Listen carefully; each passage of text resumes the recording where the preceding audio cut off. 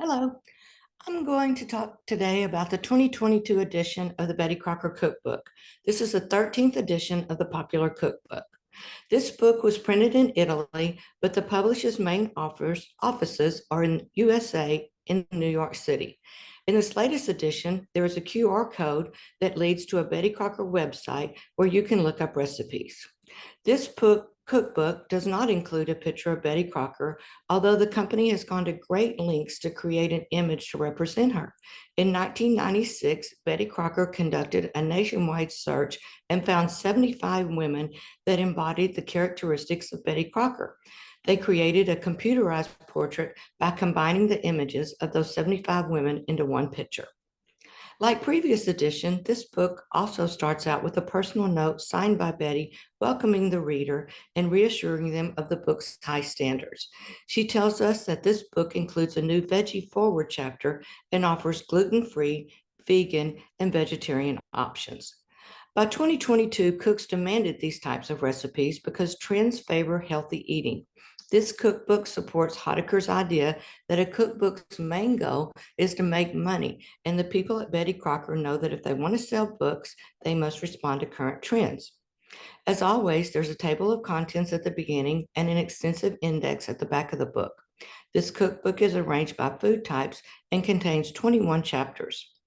We find almost 40 pages of interesting paratype text as described by Hottaker, and this book has more educational information than the others.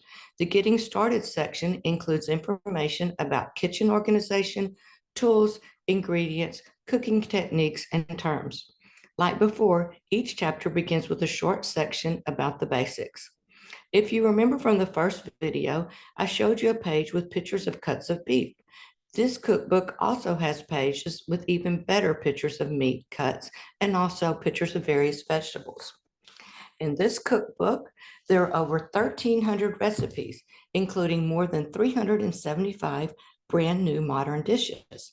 Remember that the 2000 cookbook had approximately 950 recipes, and the 1975 edition contained 1,500 recipes. In response to the wide variety of international foods that we enjoy nowadays, information about global flavors is scattered throughout the book.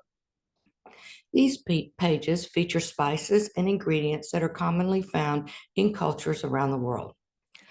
To promote healthy and time-saving recipes, headings advertise features of the dishes like make ahead, calorie smart, vegetarian, vegan, slow cooker, or gluten-free. In response to the public's interest in healthy and easy to prepare recipes. By 2022, more cooks wanted recipes that used healthy ingredients and could be prepared quickly or ahead of time. As I said before, Betty Crocker cookbooks aim to support current trends for middle-class everyday cooks. Interestingly, in this edition, there's not much information on food preservation because people do not preserve food like they used to. This constant updating of recipes to stay up with current trends is the reason that the Betty Crocker cookbook has been popular for so long. The constant updating reminds me of our reading this week about Harold Bloom.